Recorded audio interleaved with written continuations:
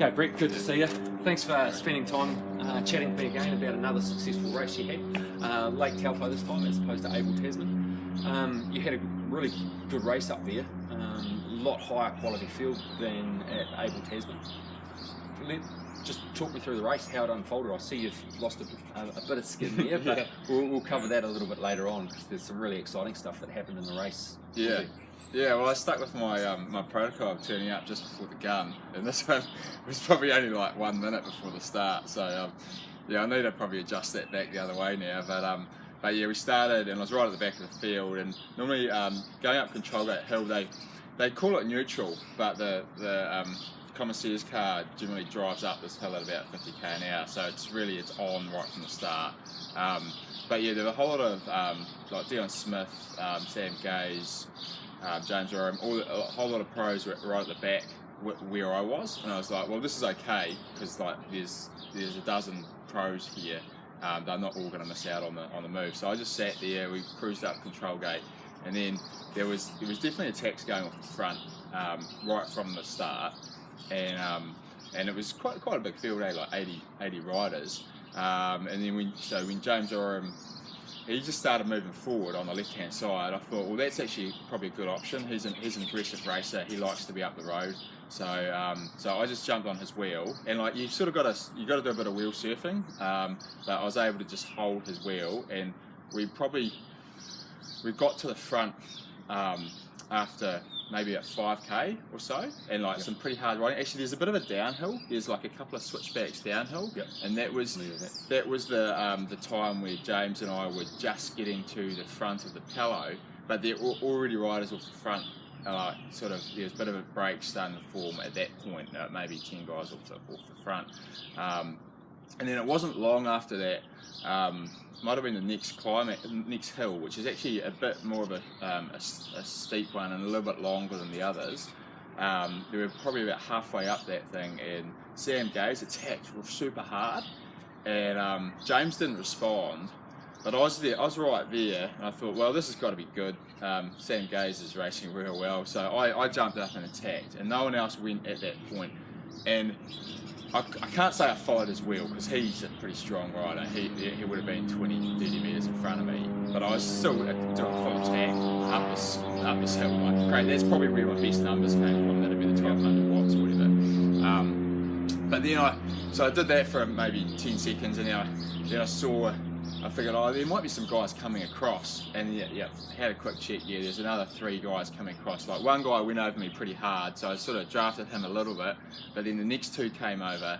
They were a little bit easy, so I just eased up and let them come over, and then jumped on the back of them. That was Frank Sutton and another guy, and basically the 3 of us, we just started working pretty steadily. And then they caught up to Sam and caught up to that other guy, might be Oliver or something, Oliver Young. He got up at the end as well.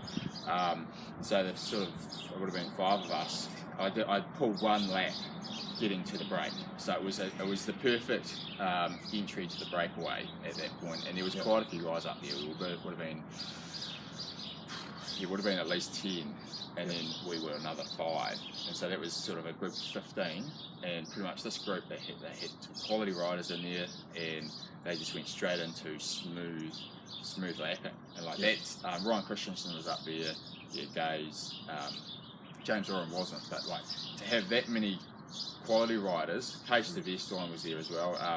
Just started the lap. It was like, man, I knew that this was the right place to be. With a break like that, how's anyone going to chase that? You got 15 guys that are just working real smooth. So, and so that was great.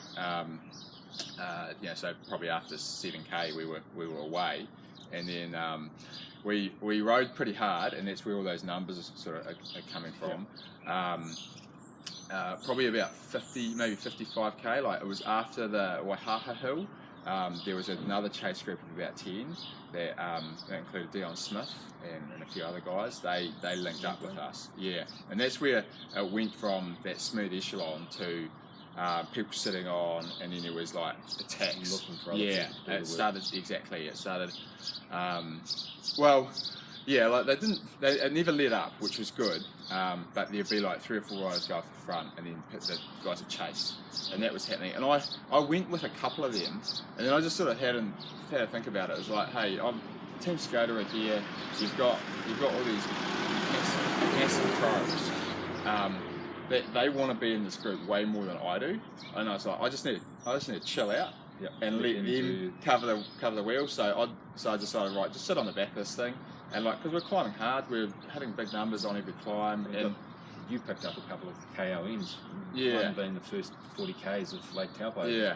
Where all the country's biggest and best cyclists have raced previously and set some pretty good times, and you were there during the action during the week and set that one as well. Now, admittedly, some of them might not be on Strava, but it's still pretty hard racing when you claim something like that. Yeah, we were flying. Yeah, I think I might have lost one of them to Frank Sutton, but yeah, I'm up there within a second or two. You uploaded it. yeah, I'll claim it.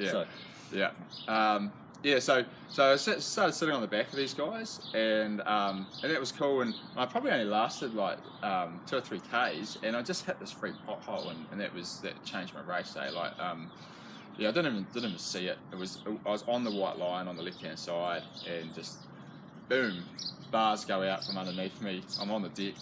It's like, situation change. Yeah. And the cars are right there, so I got a wheel, and just had a look. Like, I was, a bit of shock and so forth, but nothing serious. And so I just got back on, soft pedal for a bit, filled my drink bottle up. I was just mucking around because I thought, well, I'm never going to catch these guys, because I'd lost about a minute in the first, getting off the ground sort of thing. Those guys. Opportunity to recollect your thoughts and work out what you're going to do. Yeah, exactly. And I was just thought, there's going to be some Apollo chasing this thing, and then as it turned out, there's a group of about 5 or 6 that were chasing pretty hard, and I said, hey, can you chuck a bandage on this thing? And the people at the drink station were pretty chilled. Like, they were like, oh, what are you talking about? So, and I saw these guys carry, so hey, don't worry about that. I'm going to keep riding. Get on. And that was a great group to be in. Like Jason Christie, there was Wheelworks guy, Andy Hagan, a fella called Owen Owens, cool name. But anyway, they were good riders, and we just lapped out smooth the whole rest of the race. And Jason, because he was far stronger than the rest of us, he was pulling longer turns, and I was doing his number 2. Like, you take a bit more wind at number 2, but I was probably the next strongest rider in that group, and being a bigger guy, like I know how to get pretty low and hold that wheel nicely, and so Jason would do his pull, and then he'd flick his elbow, and I'd just come over him, and the wheel would just go short, and then Jason would do another long one, and it just went like that, and then on hard tap he was, actually we had 2 hills to go with him. Kuratau and Hardtappy, and Jason just led those things. He didn't go crazy. Like, he could have ridden away from us. Like I said on Facebook, the VI totally changes in that second part of the event after the crash. Particularly once you're off the hill, you guys were working pretty consistently together, and it's clearly noticeable just by looking at your power numbers. And we were going slower. Like, it was like when we were lapping with that first break. It was like 430 watts on the front. It was pretty, but it didn't matter because there was 15 of us. You got a lot more rest. So a smaller break. We were only doing 330 or whatever on the front, and But it's I guess with the recent races, I know I've had, this is like my 4th race where I've done similar sort of numbers, and I'm not scared of doing those, like doing 330 watts on the front now. It's it has been a bit of a step up, but it's quite cool to know that I can do this for 3 hours, 4 hours, and I'm going to be good at the end. And the event's working as a great training stimulus for you as well, preparing you for the next one. Tasman probably set you up really nicely for Taupo as well. Yeah, absolutely. How did you find particularly Hardtappy coming back? I know with a lot of the people that I coach, Hardtappy, they're absolutely shattered by the time they get there. With the power numbers you're putting out in that first half, and then the consistency of the lapping through with the other guys, how do you find Hardtappy? It's a great question, because like when 10 years ago, Hardtappy was my nemesis. Like, I'd be going with Group 1, and you'd just be poked, and you get on hard tappy and you get dropped, and you're like, oh, I just need to be better at climbing or whatever. But this time it was not a problem. I'm fit enough. I've done the volume. I thought maybe I'd be getting a bit of cramp, but I didn't get any cramp. I had great support. Actually, my son was on the side of the road, giving bottles and stuff, and it was real cool. Just kept the nutrition was good, the fluids were up, training's there, and so I was just able to just keep tapping it out. And then we're doing about 400 watts at the bottom of hard tappy, but as I said, Jason Christie, he set the tempo for that thing. And then for most of it, I was number 2 on his wheel, climbing up, and the other guys were just sort of groveling, holding on. And I would have been doing maybe 370, 380 watts, which is around my threshold, but it's only a short climb. It's only like 4 or 5 minutes. Yeah. And I don't know, like, you're working, like you're in the box, but like, actually, I could have gone harder, and I didn't know that at the bottom, because you always want to treat a hill like that with respect. Just stay close and hold the wheel and never give up. But as I got to the top bit, like, actually, if there'd been attacks going, I would have been fine. I would have been able to go with it. Jason could have ridden away from us. He could have sat on 500 watts and blown us apart. But he got the benefit of working with you on the ride back into town. It was still another 20 k's. To go. That's it. Never fun as a solo rider. Yeah, I mean, he could have done it, but it was cool actually racing with him today. It was yesterday. Towards coming into town, understanding the two of you sort of unintentionally broke away from the others as well. I take the others are a little bit tired, a little bit fatigued, and drifted off the back. You and Jason to ride the next wee bit together. Yeah, I actually had a chat to him earlier. I think it was after we went over hard tappy over the top. I just had a chat to him and said, "Oh yeah, hey mate, do you want to attack these guys?" And he was like, "Oh nah, it's not worth it. We just we're already racing for 25th or something." And I was like, "Yeah, fair enough."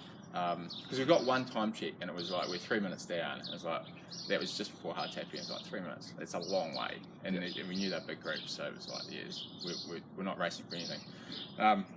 But as it turned out, the guys were just getting. I think they were getting a bit poked, and they might have been getting a bit sort of cagey. They just didn't want to. Maybe they were expecting attacks, but I just kept lapping. It was after that airport hill by the roundabout there, and I just lapped over. Like, it wasn't super hard. I was probably a little bit harder than normal, maybe 400 watts or something. And the guys just weren't in the habit. They just weren't following the wheel. So when I looked up, I did my 20 seconds or whatever on the front, and looked up, and there's a big gap. And it was on a bit of a downhill, so I thought, I'll stuff it. I'll just open it up and just see what happens. And I got kind of a bit lucky. There was a few vehicles in front of me, so I was just able to give a bit of a draft and then keep going. So it was a good pace. And there's a couple of little wee rises after that. And just the rollers, mobile station and 2 Mile Bay. So around that mobile station one, I sort of had a look around, and actually Jason was right there. So he obviously decided to come across, and then the other guys were, like 50, 60 metres back. And I thought, oh, this is cool. Let's just drill it to the end. And so he was going pretty hard. Like, I was having to chew the bar tape a bit to stay with him going up those little hills. But I just kept lapping, and like a guy of that calibre, I didn't worry about trying to sprint him or anything. I was just happy just to lap out, and he sprinted me at the end. 25th or 30th place. Yeah, like if I wanted to play that game, he's going to win. So I'm not worried. Let's just get a little bit of time and finish. And it was cool just to. And that was a PB at Taupo for you. Absolutely. By about 3 or 4 minutes. Ride. Yeah, it was a good day out, considering it, a bit of calamity in the midst of it. So Anyway, thanks for your time. For people watching the interview, if you click on the link down below there somewhere, I'll have a link through to an article where I've analysed Brett's power file from the event and talk about some of his peak power outputs and why and how they got achieved, as well as some of the other data metrics out there. Anyway, all the best. What's the next big race for you? Yeah, well, I'm actually just been talking about we're going to probably have a go at the Elite Nationals. Like, I'm an old dog, but I think if I'm ever going to do it, this is the year. So yeah, we'll see how it goes. Yeah. We'll look out for another power file maybe in January and yeah. give some feedback on that. So, anyway, thanks for your time. Really appreciate you having a chat to me again. Yeah. And all the best for your future racing and training, and have a great Christmas. Yeah, thanks, Ray. Thanks, Brett.